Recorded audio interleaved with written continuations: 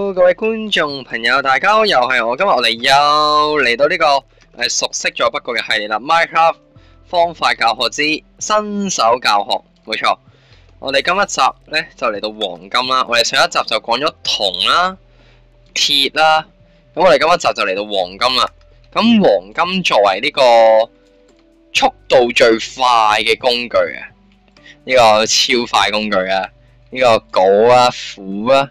我哋都知道佢嘅挖掘速度係快過玉髓嘅，但係佢哋嘅耐久可以講話一掂就破，一用就廢。OK， 不過我哋嘅工具就都熟悉啦，佢嘅工具效果同鐵一樣，可以做嘅嘢都一模一樣。咁我哋今一集就可以嚟睇下啦，可以獲取黃金嘅方法分別有，等先啊。有呢個地獄金礦石啊，佢係生成喺即係表面層啦，甚至喺底層啦，好高嘅層數咧都可以揾到佢啊，因為佢就係一嚿，冇錯，一堆連埋嘅金粒。我稱之為垃圾啦，因為我相信大家見到都唔會掘嘅。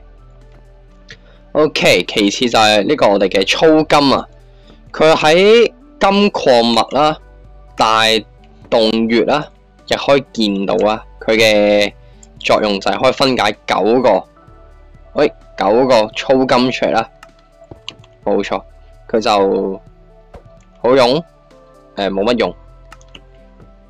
跟住就係我哋最熟悉，我哋平時會見到嘅呢個金礦嘅樣貌啊，分別就係石層嘅黃金礦石啦，有深板岩層嘅黃金礦石啦。咁佢有咩唔同呢？就係層數唔同啦。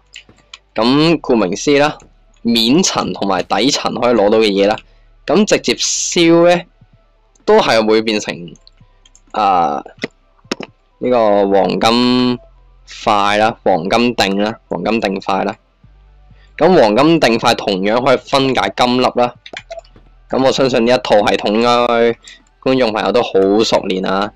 跟住就係時鐘啊，佢可以整嘢，可以整成時鐘啊。至於時鐘有啲咩用呢？裝飾啦，可以擺喺度啦，一個鐘咁啦，幾靚嘅。跟住或者你可以攞嚟送俾人啊。好似我呢啲如此有禮貌之人呢，我會中意人哋生日呢，我送個鐘俾人哋嘅。OK， 咁作用呢，佢應該係可以睇時間嘅，但係我就唔係好識用啦。跟住黃金裝備啊，可着可唔着啦。不過黃金裝備喺對付呢啲地獄豬啦、豬布林係非常之有用嘅。我相信觀眾朋友應該知道啊，你着咗嘅話呢，嗰啲豬布林啦係唔會打你嘅，佢會變成同殭屍豬一樣啦，成為平呢個中立生物啦。咁佢嘅黃金劍啦，咁黃金好適合攞嚟做裝飾啦，有錢人嘅象徵啊嘛。OK， 豬布林，咁佢其中一個系統就係咧，我哋將黃金製品俾佢咧，佢會俾其他嘢我哋嘅，例如佢會俾黑曜石，咁我哋已知咧，佢係仲會俾，例如攞到黃金鞋出嚟啦，佢會俾中介珍珠啦。當然啦，但係佢唔好嘅地方就係咧，佢運到嚟主世界咧，佢會變翻做殭屍豬啊！咁呢個就幾傷心。OK， 唔緊要，因為唔重要。佢就係我哋 Minecraft 速通入面其中一個最關鍵嘅生物，亦係最快獲得珍珠啊！咁你唔想去揾扭曲森林或者迷惘紅色森林啦，咁就係靠佢嘅啦。咁佢，我唔知道有冇觀眾朋友知道有一部機器係叫做豬人機嘅，一部可以獲得大量黃金同埋經驗嘅效率機器啦。咁我有機會我再展示俾各位睇啊，因為我相信應該唔會有人想睇我而家展示嗰部機出嚟嘅。咁以下呢，就係黃金可以做到嘅嘢啦。咁仲有一樣嘢應該係好重要。就係我哋嘅金蘋果啊，同埋金色胡蘿蔔，耶！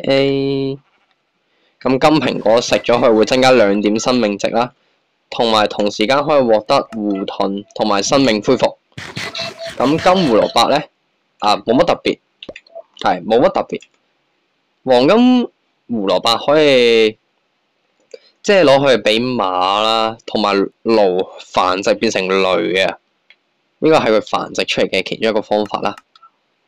咁我相信觀眾朋友應該都唔陌生啦，因為黃金就好少嘅，黃金可以做嘢都好少啦，但係用起嚟咧，其實都幾實用啦，可以整金蘋果或者係裝飾品啦。